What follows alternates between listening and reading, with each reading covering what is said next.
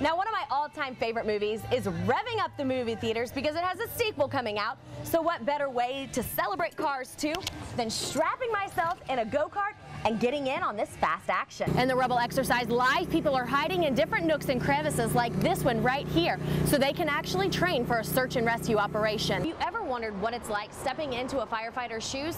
Well, we've got two guys right here in the upstate that filmed that first-hand account of what firefighters actually experience. Good evening, I'm Jessica Drew. The state's budget problem could mean an even bigger problem for Kansas families struggling to pay for college. We're here at our last stop on our Scene on the Water series, and we're at Lake Keowee. And what better way to see this lake than starting at the Tiki Hut with some good drinks and food, and then heading off to show you what they have to offer on the water. Standing water right here, and the standing water up in these trees. This place is swarming with mosquitoes. In less than 10 minutes, I got bit 11 times. You can see behind me, car lovers are lining the parking lot. We've got cars over here from the 30s all the way up to the modern day car. I'm Jessica Drew with KTKA 49 ABC News. Cutting for a Cause is a group of volunteers who cut down grass on abandoned homes and vacant properties around Topeka. I was hit from behind. I tumbled down the embankment and found myself in the fight of my life. I'll never forget his face, his cold, empty eyes. It was the face of pure evil. It's your friend. Being a father is much more than just biologically creating a child. I know that now. It's your neighbor. Many kids are afraid of the dark because of the boogeyman under their bed or the monsters in their closet. I was terrified of the dark because my monster was real. I hated dinner time and even worse bath time because I knew what was next. It's your daughter. The voice that I woke up to was a man's deep voice, and it said, "I have a knife at your neck. Don't make a sound. Get up and come with me." That was the beginning of the next 9 months that I wish I could wake up from and just say it was a nightmare. Elizabeth Smart's story would break international headlines after she was kidnapped out of her bed while her family slept, and she was held captive for 9 months. It's been almost 10 years since that day. She was here in the upstate to tell her story and raise awareness for the Julie Valentine Center. I know what it feels like to be sexually abused, to be physically abused, to be emotionally abused, and to have a safety net there. Someone who knows what to do, someone who knows how to treat you, someone who can be there for you and be understanding and help you start to take care of what you're feeling and start that journey of healing.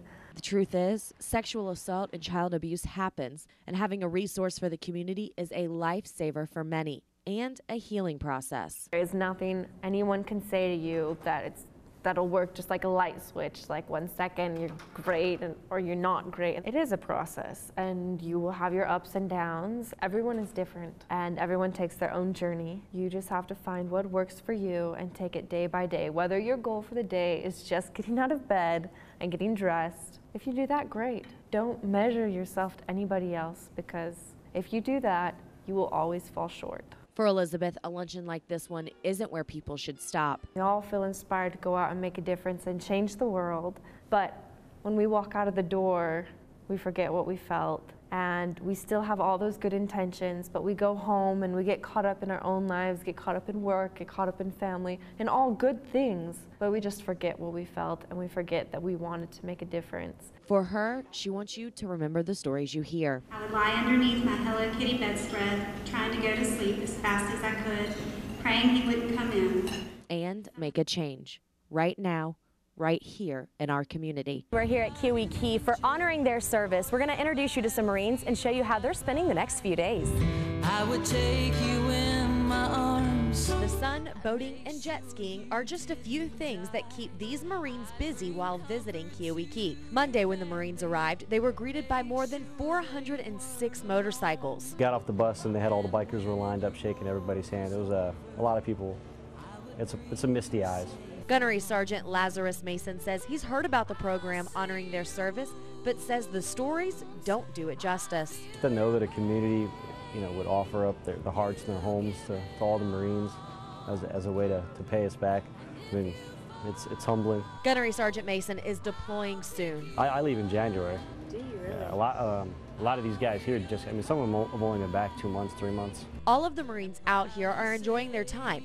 But most of all, they're getting a chance to heal. The opportunity to really recharge yourself, your spirit and your mind, your soul. You see these good-looking, Marines that are hunks and they're walking around.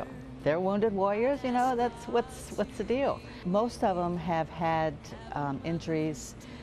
They've been either thrown out of Humvees, they've been emotionally, you know, shell shock problems that we just don't see, but they are there. This is Joyce Tarman and her husband's third year of being a host family. This organization touches close to home for them. My husband is retired Army, and when he came back from Vietnam, he did not get as welcome as we would like our people to know that we are supportive of them. We'll do to them what wasn't done for us. I talked to some of the other guys. A lot of us, you can't help but to almost feel guilty, you know, talking to Vietnam vets and World War II vets, Korean War vets, and to know, I mean, let's face it, they probably had it harder than we did, you know, and to think that, you know, they're doing all this for us. We wish we were doing it for them. Joyce says every Marine that comes into her home becomes family, and she continues to keep in touch with them. All they see when they're overseas is negative press. So they don't know how the American people, small town USA, how we really feel about them. Honoring their service has become a pay it forward program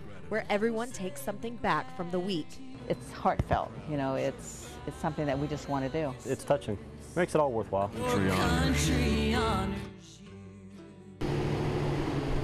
You never think these vehicles can maneuver the way that Chris Durham's does. But when I jumped in the Jeep with him, I could not believe what I was experiencing. Oh my goodness. You know it's bad when he tells you, put your seatbelt on and hold on. And I'm like, hold on where? He goes, no, hold on right here. The environment and the thrill keep him coming back for more. This is my hobby. Some people go to the lake fishing, some people go hunting.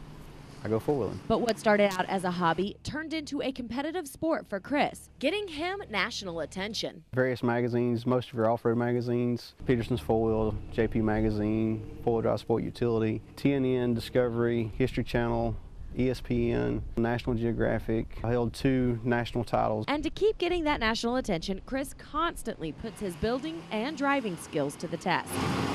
Patrick's Jeep one year, this Jeep the next, my blue Jeep the next. Each year something different. It's something for them to take pictures of. That's not in the normal, it's outside of the ordinary, so they'll take pictures and put it in a magazine. And that's how I stay in the media base, is by having something new every year, something new and exotic. We're like on our side, basically. Oh my goodness, I just thought we were gonna flip on our side. That was absolutely insane and amazing. What scares me is nothing for this adrenaline-filled sport, and Chris wasted no time sharing his favorite moment. Asylum in Phoenix, Arizona. The reason being, when we started it, they told us to make sure your winch is good, working condition, and a good cable, because the exit is a 45-foot waterfall. That's a flat wall that you've got to winch up. That is the exit with water running off of it. To be hanging in the air off your winch up a 45-foot waterfall. All of his adventures are captured on camera, and this is one adventure I will never forget. My son was sleeping in his crib, and the baby was sleeping in their crib in the middle bedroom when this all happened. Kendra McLaughlin was at work when the tornado hit her home. Her family was trapped inside the home. With me having 2 kids and me being my mom's primary caretaker, it's like, where do I go? What do I do? But since the storm, she has had many hands helping her. Everyone's trying to pitch in, trying to make sure we got what we need. Her house is going to be bulldozed, so other volunteers are carrying out washers and dryers. We got military people up here pulling all the big stuff out. Crystal Tutwiler was outside right before the tornado struck her house too. We were all outside, probably not even 5 minutes before it hit, and then we were trying to get the closet cleared out because we had dressers and stuff in there. And that's when he ran in and said, it's coming, get in the closet. There is currently a citywide curfew from 9 p.m. to 6 a.m. We're driving through the town. The devastation is unspeakable. Very stressful, depressing, lots of anxiety just seeing the town, not even just our house, but just coming in and seeing it like this. But the relief is providing some comfort. It's been pretty good. Salvation Army, Red Cross have been great. Coming through, dropping off meals while we're doing cleanup and things like that. Volunteers are hauling out debris, and even teams are joining together. We're the Chapman football team. We came down here to help the community. The overall feel? I never thought it would happen to, you know, Chapman, Kansas, small Chapman, Kansas. Ready for the cream? Oh, yeah. All right. Give it a little shake on the pan. Give it a shake. Come on. What do you get the person who has everything? As Julia Childs once said, there's no apologies for what happens in the kitchen. How about an opportunity to spend a day learning and cooking with one of the top chefs in Greenville? The whole menu is what you want. You and your guests will come in and have the meal that you helped me prepare. A lot of the stuff you cut yourself, you prepped yourself, and now you'll be able to somewhat serve it to your guests and show the guests that are coming to eat dinner with you how you've increased your culinary talent. Sean Garcia is the executive chef at Sobeys. Not only does he enjoy sharing his talents in the kitchen, he entertains. I used to have this motto, I never met a pig I didn't like, but... And gives you insight into food. I don't want to lose any of the crispiness of it. I actually love talking about and teaching them not only about the ingredient, but the history behind the ingredient. Why that dish is what it is today, what it came from. You know, different, one thing about the South is a lot of the dishes came from a certain region, and they're so rich in history. He gives you skills. Slice it off. Like that across. But that's not all. With the $500 package, you'll get a personalized chef's jacket, 4 to 5 hours of training, and preparing a 3-course meal. Just leave a little bit of that in there, and that's how we're going to start our dish, right on top of that. That's what gives it the backbone and a lot of the flavor to this dish. Later that evening, you and 3 guests will get to enjoy the entire 3-course meal. Just a couple of hours in the kitchen with Sean preparing this classic shrimp and grits, we knew this was the perfect gift. Chef of the year.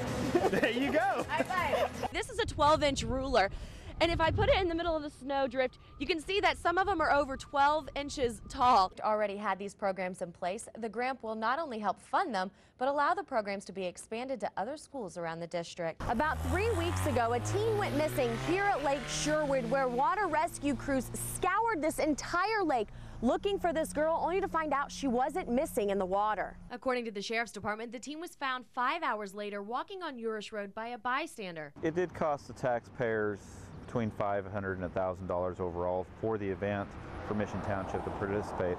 That's only one aspect of the call. You have sheriff's officers, which you had plenty of sheriffs because they were also looking for her. You had Highway Patrol, I believe, had a helicopter out there. Mission Township's Fire Chief Forrest Walter says it cost upwards of $600 to $1,000 for 5 hours of water search and rescue.